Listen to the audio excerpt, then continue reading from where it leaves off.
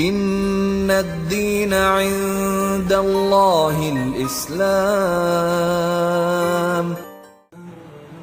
بسم اللہ الرحمن الرحیم، نحمدہ ونصلی علی رسولہ الکریم۔ چوتھی تراویح۔ آج کی تراویح چوتھے پارے کے ثلث سے پانچویں پارے کے اختتام تک کی تلاوت پر مشتمل ہے۔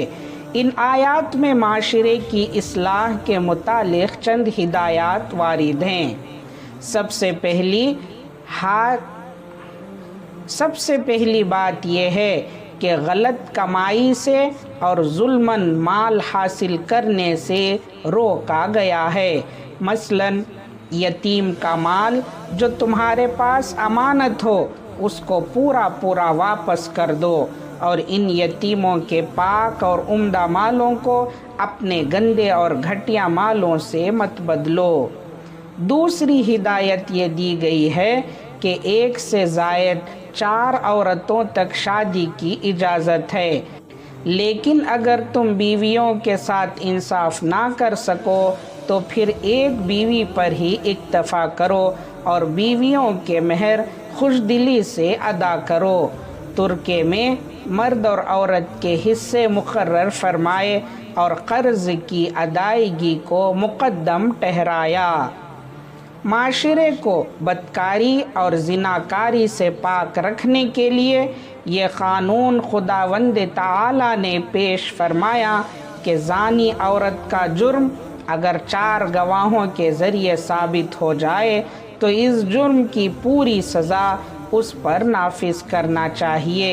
اسی طرح بدکار مرد کے لیے بھی سخت سزا کا حکم ہے اور توبہ کی تاکید وارد ہے، اور توبہ وہی قبول ہے جو آخری وقت سے پہلے کی جائے۔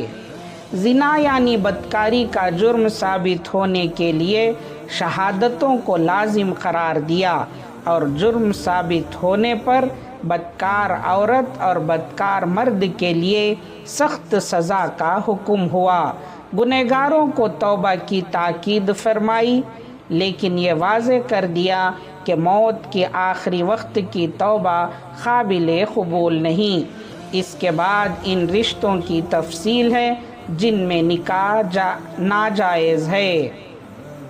اس کے بعد نکاح اور مہر کے متعلق بعض احکام کا بیان ہے۔ کن کن عورتوں سے نکاح صحیح ہے اور کون کون سی عورتیں حرام ہیں، ان کی تفصیل مذکور ہے۔ مہر کی مقررہ رقم میں شادی کے بعد زوجین کی رضامندی سے کمی اور بیشی ہو سکتی ہے۔ تجارت میں باہمی رضامندی سے مناسب نفع لینا جائز ہے، لیکن ظلم اور ہیرا پھیری مطلقاً ناجائز ہے، جس کی سزا جہنم ہے، کیونکہ یہ ایک بڑا گناہ کبیرہ ہے۔ کبیرہ گناہوں سے آدمی بچتا رہے اور نیک کام کرتا رہے تو اس کی برکت سے صغیرہ گناہ معاف کر دیے جاتے ہیں۔ عورتیں اگر نافرمان اور قابو سے باہر ہوں تو ان کو سزا دی جا سکتی ہے، لیکن سزا دینے کا بہانہ تلاش کرنا سخت گناہ ہے۔ زوجین کے درمیان اگر سخت ناراضگی ہو جائے اور باہم فیصلہ نہ ہو سکے تو ثالث مقرر کر لینا چاہیے۔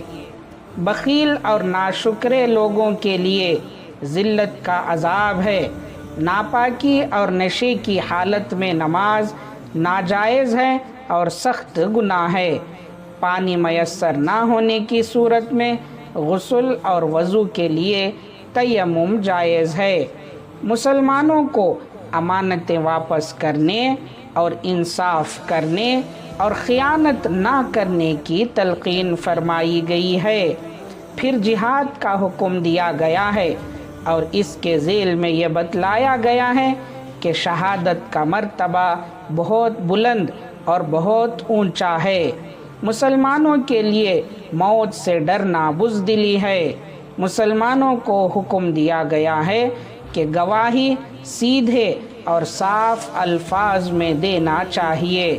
پیچ دار گواہی ناجائز ہے۔ یہاں تک کہ اگر سچی گواہی کا مضر اثر تمہاری اپنی ذات پر یا اپنے رشتہ داروں میں پڑتا ہو تب بھی سچی گواہی دینا چاہیے۔ ارشاد باری ہے کہ شرک ہرگز معاف نہیں کیا جائے گا، گو اور لغزشیں اللہ کی رحمت سے معاف ہو سکتی ہیں۔ اللہ تعالی ہم تمام کو ان باتوں پر عمل کرنے کی توفیق عطا فرمائے، آمین۔ وآخر دعوانا ان الحمد للہ رب العالمین۔ اس ویڈیو کو لائک کریں، شیئر کریں اور کمنٹ کریں۔ پلیز ہمارا چینل اسلام مبارک ہو کو سبسکرائب کریں۔